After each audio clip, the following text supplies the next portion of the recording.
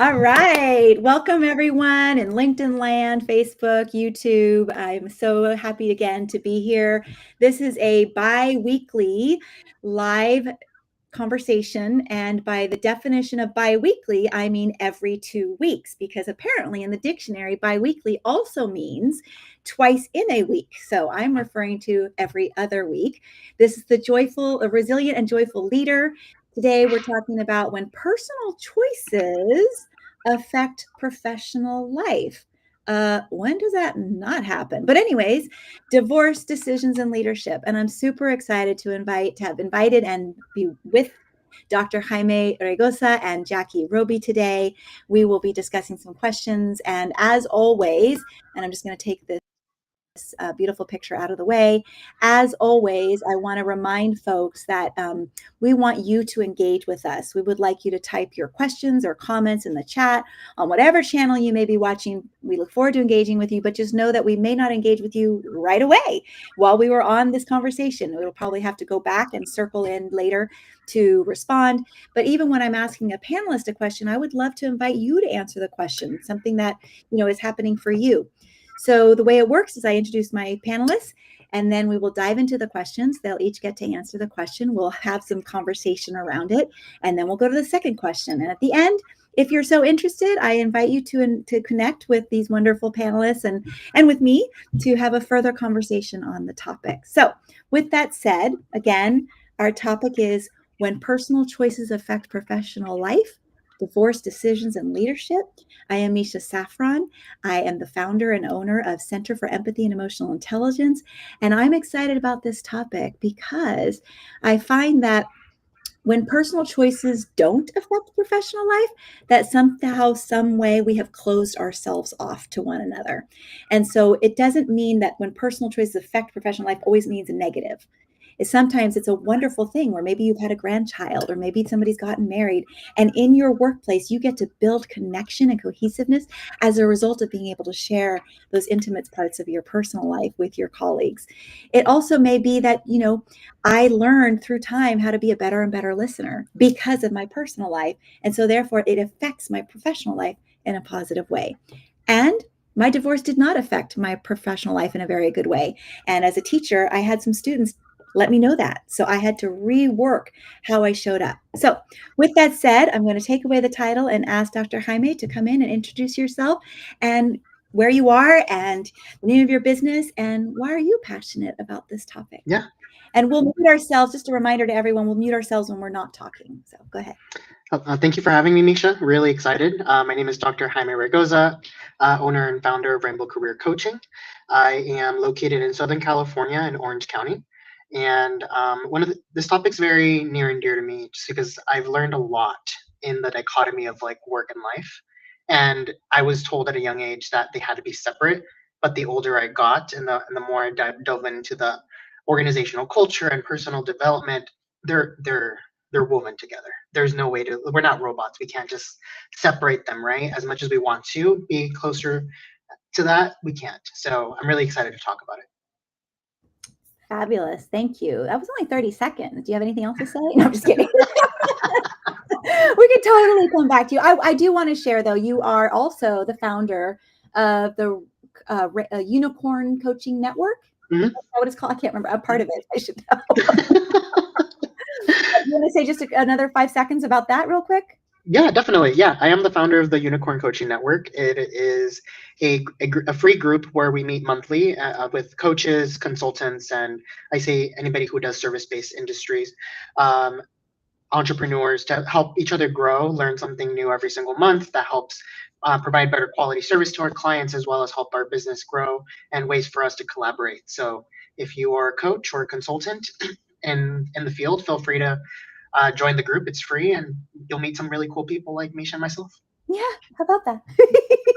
Awesome, very good. And just for the audience to know, I met Dr. Jaime this summer at the National Gay Lesbian Chamber of Commerce 2025 Leadership and Business Conference. And so we've had a wonderful building of networking connection, participating in applying for RFPs together to help organizations and their executive coaching. And I met Jackie through Innovation Women, which is also another platform for highlighting speakers and changing the rhetoric from stale, pale, and male to a more diverse group. So Jackie, please come on in, your name, where you're located, your business, and what you're passionate about for this topic.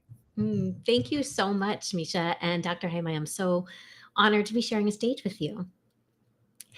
My name is Jackie Roby. I am an executive leadership advisor, peak performance strategist, and international speaker. I'm the founder of Inspire Journey Consulting, and I am based in Boston, Massachusetts.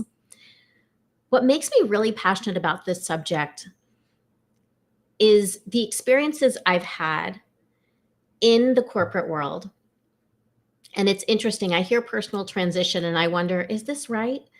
But I'm going to tell the story anyway. I fell into a really deep depression in my 20s, and it was riddled with panic and paranoia. Turns out I had complex post-traumatic stress disorder on top of that.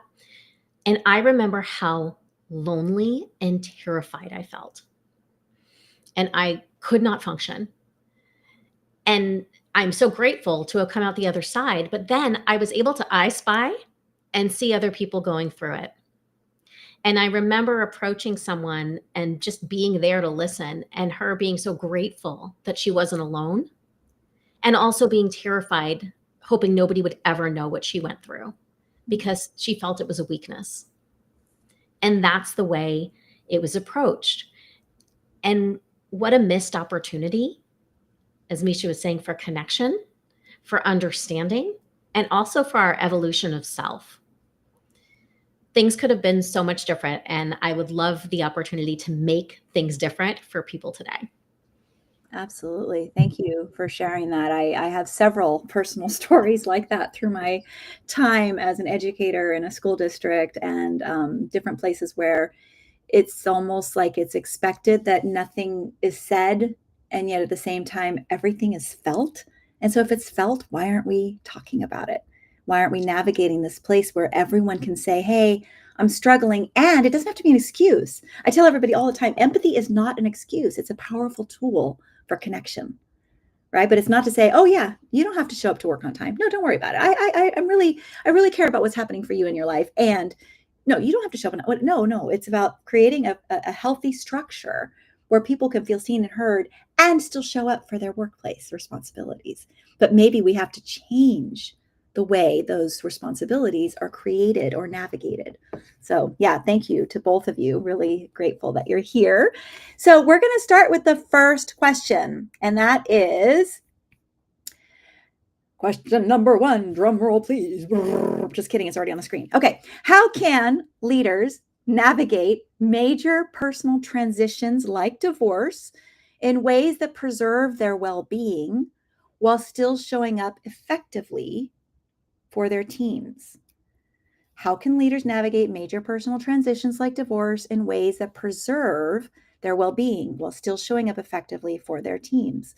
So let's now start with Jackie. Come on up, Jackie. I would encourage leaders to access their strengths. You already know that as a leader, you have the ability to assess the situation and determine what it needs. When you're doing that in business, maybe you're going to stay the course, try a new strategy, bring in a consultant. But all of a sudden, your personal life happens, and there is this emotional tornado. So you're grabbing onto logistics that feel safe. Hire an attorney, find a new home. Granted, overwhelming, yes. Scary, yes. But you can see these steps and how they're taking you towards this potentially tangible end goal. The issue is when you're not doing the inner work, that turmoil that you're avoiding, when you face it, that's actually what stops the tornado. So use that strategic mindset that you have to assess the situation and ask for help.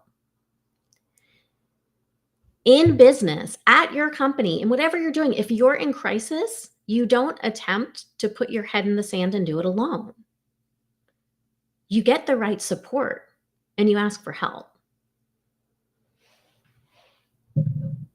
Yeah, well said. And I'm sorry, I realized that my QR code was up instead of yours. This is what it's about to be imperfect. So I just put yours there now. Everybody who just heard Jackie, there's her QR code. Grab onto it. Yeah, I think the biggest thing I'm hearing right there is around not being alone. And truth is, I mean, I don't know about y'all, but I was planted on this planet with a whole bunch of other people. Were there other people here when y'all got here? Yeah, I thought so. So it's not that we're supposed to do this alone, right? We're in a place where oftentimes the societal expectation is that you're stoic, you pull yourself up by your bootstraps, but not everybody has boots. So finding ways to support one another, you have to model it, right? If you want somebody in your organization to take care of themselves, you might need to take care of yourself for people to see that it's okay. Even though you tell them 10 million times, if you're not doing it, you're showing them that it's not okay. Right? Yeah. Thank you so much, Jackie. All right. Dr. Jaime, come on in. So when you're going through like major life transitions, and thank you, Jackie, for like those wonderful nuggets. So one of the things that I've learned over time is that when you're going through major life transitions, our innate response, and this could be because of the way that we're raised, our culture, the people around us, social media, is to try to hide it.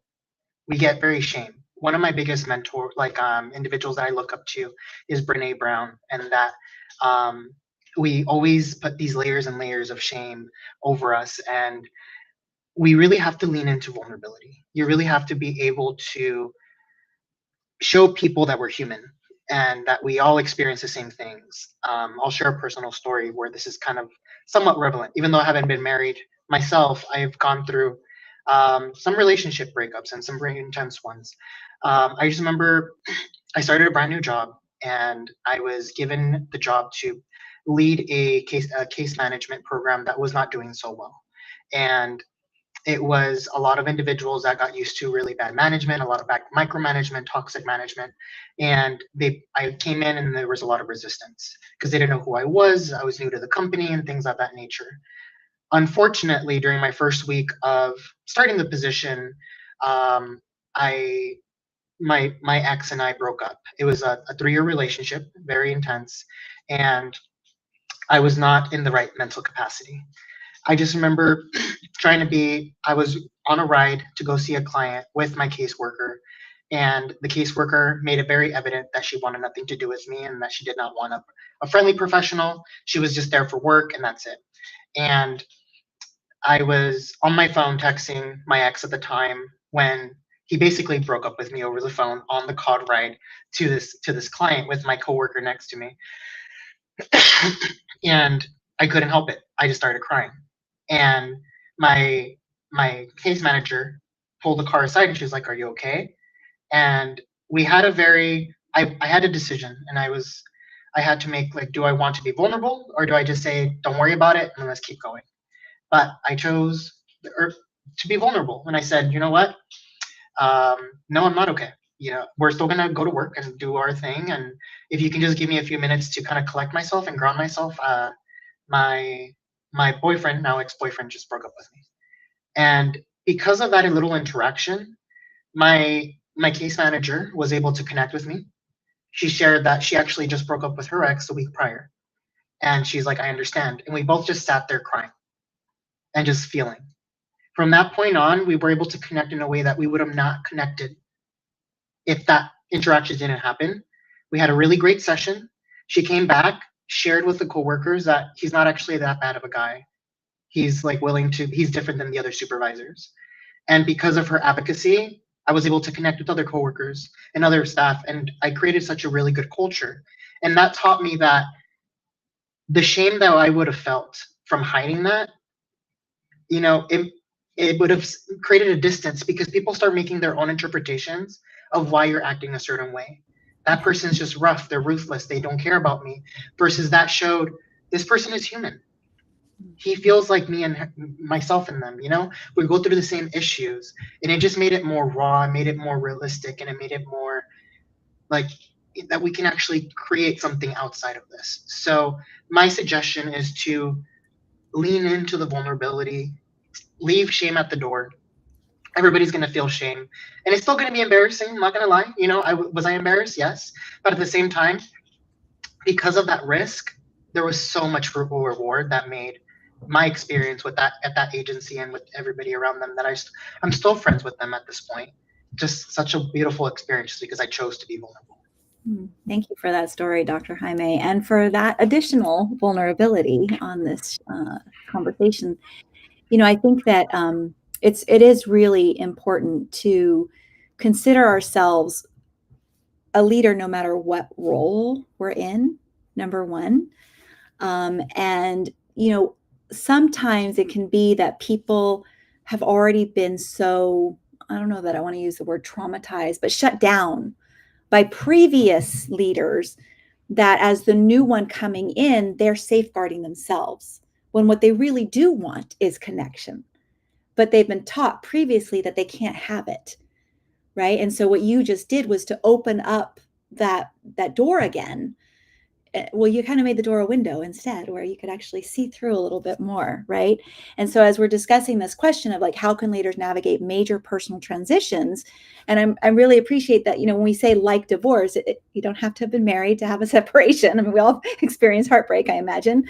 What ways you preserve your own well-being while still showing up is a part of preserving your well-being, right? It doesn't mean I have to talk through all of it right now, but here's my reality. I need a pause, asking for what you needed, taking that time to recenter, and in doing so, like I just said a few minutes ago, that gave permission to this other person to be able to be who they are and express, a deep emotional moment of their life.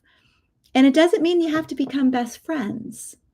It means that you just can gain a little more respect. I will tell you that I've surveyed many of my clients, whether it's been teams or individuals, organizations, and I have found out from them that they feel more connected to people when they share vulnerably. They don't say it's an awful thing to do. There may be one or two people here and there that are like, nope, that doesn't enter the workplace. Most of the time, what I've discovered is that's because they don't want to break down. They want to show up to work, get the work done, get their paycheck, and go home where they can cry by themselves. And it feels too scary to break down at work, which in a lot of cases, it's not okay. Like when I was a teacher, I had days where I broke down in the classroom, and it was bad for my kids. And it was also okay for my kids. The more I learned how to be discerning and what I could show up with and what I couldn't. But I was pretty emotionally young when I first started teaching. And so there were times where I did not bring in the right vulnerability, right level of vulnerability.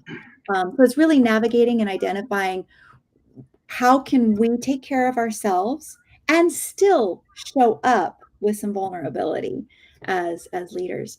So I always go back to the first person before we go to the next question. Jackie, is there anything you want to add to what's been said so far on question number 1?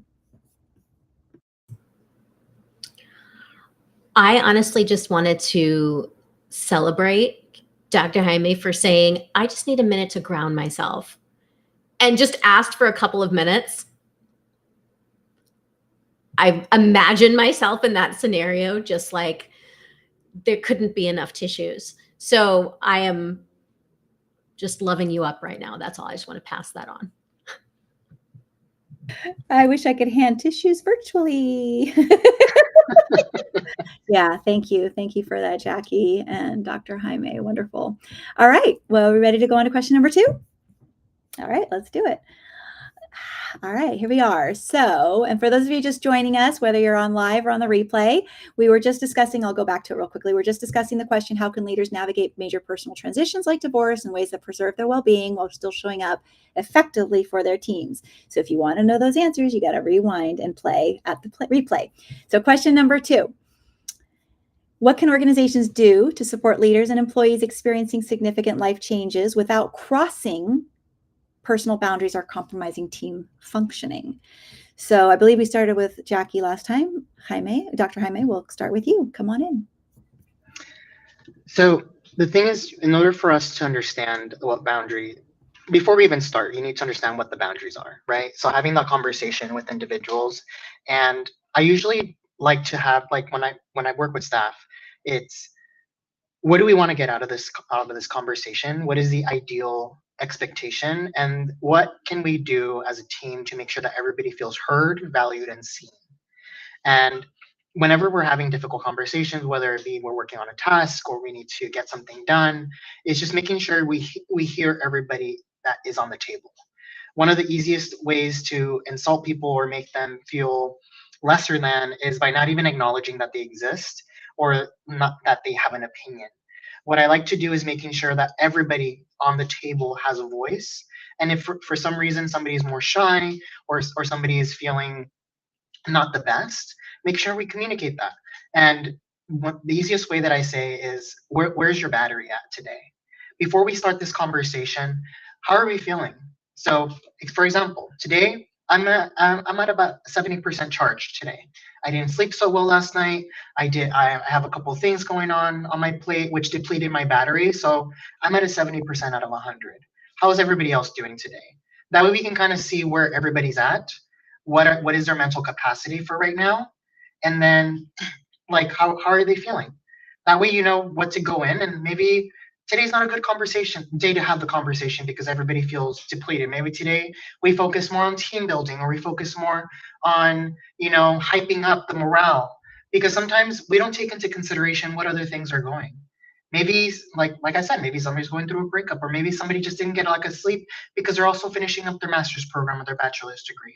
Maybe this is finals week. You just don't know what's going on in everybody else's life. So, and sometimes we don't even know what boundaries we have if we don't vocalize them, right? A lot of the times that we come into is, we realize we had a boundary once it was broken. Right. And that's when and it's more of a reactive versus a preemptive thing. So it's just saying, like, what are some boundaries that we have today? How can we set the rules together so that we can, be well? Yeah, thank you for that. No, it's funny. You started off earlier saying that you're a fan of Brene Brown, and like that is a total Brene Brown. Like, she tells the story about being gone for work, and the husband's home taking care of the kids, and balancing all this stuff, and she gets home thinking she's going to get to rest, and he's home thinking she's going to get home and I'm going to get to rest, and they had to come up with this like percentage conversation of like, you know what, honey, I'm at a 60%. Well, I'm at an 80. Okay, then you get the kids. So I love that you brought that in, Dr. Jaime, because I think it's really an excellent tool, right? To kind of go around even the boardroom or the team meeting or the department and say, where is everybody at? You don't even have to talk about what's happening in your personal lives necessarily, but where are you at, right? Who needs the support? What kind of support do you need? Who can give the support? Maybe there is somebody at 97% and they can give somebody who's got 32% a little extra, right? And that knowing that at some point it might cross over and somebody else it may not necessarily be reciprocal, but somebody else on the team one day might be at 92% and somebody else, that other person who was at 97 is now at 64, right? And so how can you take that? I love that tool. I'm excited, obviously, that you brought that in. So wonderful. So let's thank you for that. Let's get into Jackie's response so that she has some time. Come on in, Jackie. Well, I'm loving up the battery too. So I'm definitely going to be bringing that into conversations, not at home though, because I have a feeling mine will almost always be higher than my husband's. So, I don't know why you whispered that, but remind everybody, don't tell them who your husband is. Just kidding. Keep going.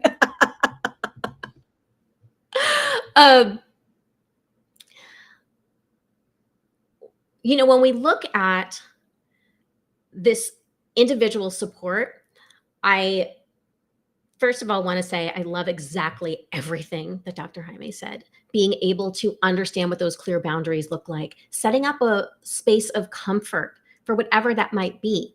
When we have an understanding of the people on our team, it helps us to communicate better and even notice those subtle shifts in what's happening within them so that we can approach them differently. So learning about your people is key. From a systemic company-wide standpoint, encourage taking mental wellness days. Encourage those, right? Provide resources for your people, because sometimes it feels overwhelming not knowing where to go. And offer reimbursement for coaching. I am a huge fan of therapy. I spent 15 consecutive years in therapy. Amazing, right? By choice. I was amazing. I just kept going. I loved it. And thank you, insurance, for having a good amount of coverage on that. But coaching is not always covered. And that is a missed opportunity, because what you're really looking is for your people to accelerate and continue that momentum and move forward. And what better way to do that?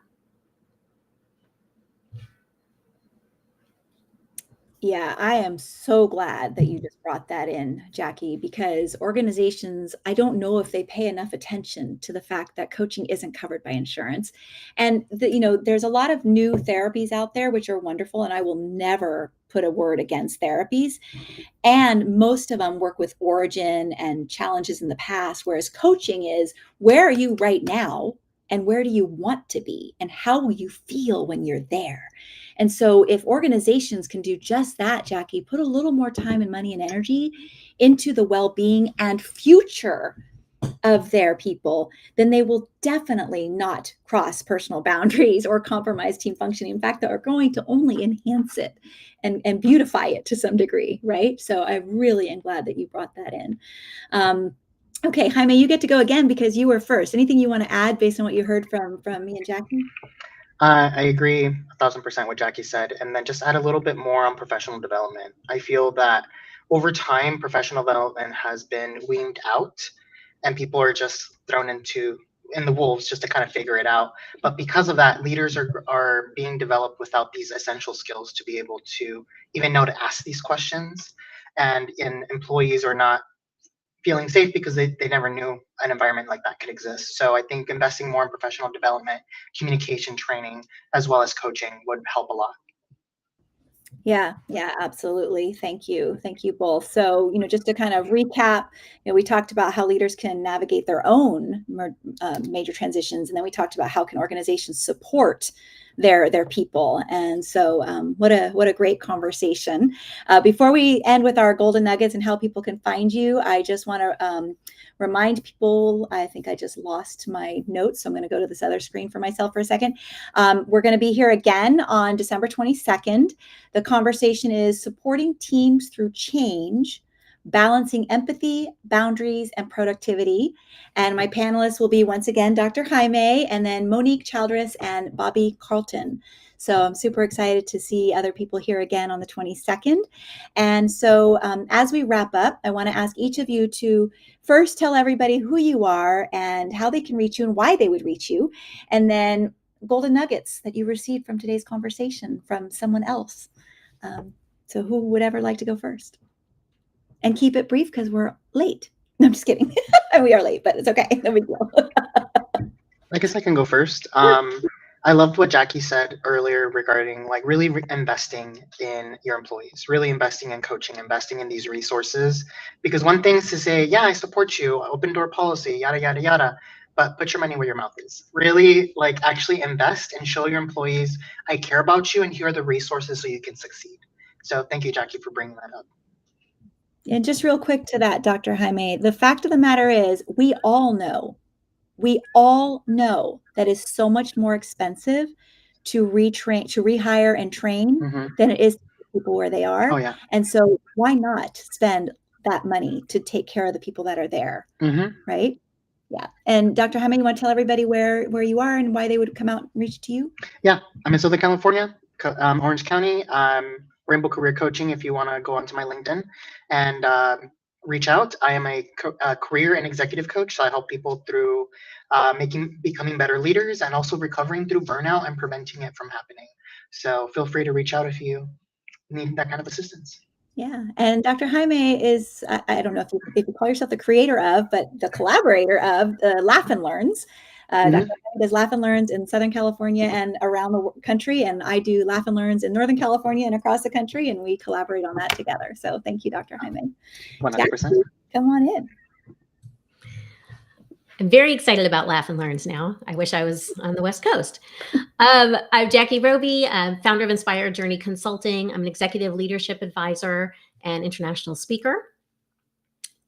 Corporations will hire me to help develop their high potential talent for C-suite readiness. So like we were talking about the cost of turnover, forget that. Let's look at your people and see what's going to get them from hardworking into strategic visionary leaders.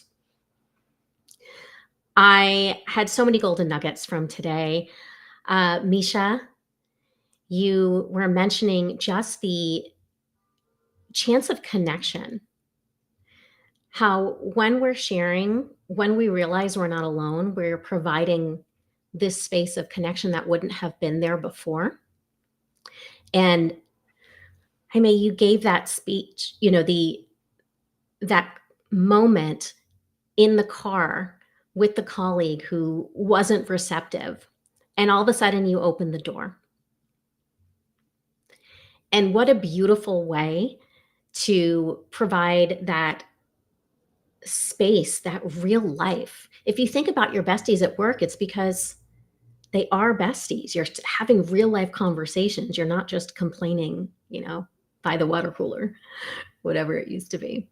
So I've just so valued hearing the both of you. And again, I'm taking the battery with me as well. So thank you. Yeah. Yeah. Oh, and you can find me on LinkedIn at Jackie Roby or on Instagram at Inspired Journey Consulting. Inspired Journey Consulting. Oh, Instagram. Okay, I was gonna say .com. No, Instagram doesn't have .coms. Awesome. Well, thank you both very much. It was a fabulous conversation. And again, we'll be back here on December 22nd. My name is Misha Safran. I'm the founder and owner of the Center for Empathy, Emotion, and Emotional Intelligence. It's CEEQ, which is pronounced seek. So seek transformation, seek change, and seek joy. And just as a final wrap up, I wanted to let everybody know that I have an online system to cultivate your success through joy and rest. And I'm actually offering a special for the holidays. It's only $99. It's a 21-day reset. So you can scan the QR code and use the discount code in the checkout, Success Now in bold, and instead of $4.99, you pay $99. It could be a great gift for yourself or someone else, but hopefully you will turn your stress into success through joy and rest. So with that, I want to say thank you again to the panelists, and it was wonderful being in this space with the two of you. I know you'll connect with each other, and this is one of the things I love, is connecting other wonderful humans together. And those of you watching us, hopefully you'll come back again on December 22nd. I wish everybody a wonderful couple of weeks, and we'll stop the stream. Goodbye, everybody.